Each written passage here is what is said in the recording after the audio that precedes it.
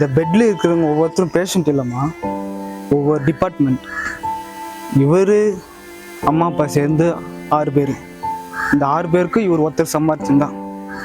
Over night வேலை, leave நாள் வேலைன்னு ஓய்ச்சவர் 4 மாதமாக படுத்த படிக்கையாக இருக்காரு.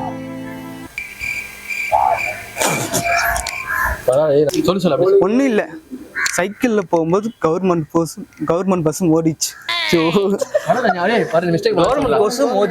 ஒன்றும் இல்லை, சைக்கிளில் போகும்போது கவர்மெண்ட் பஸ் மோதிச்சு.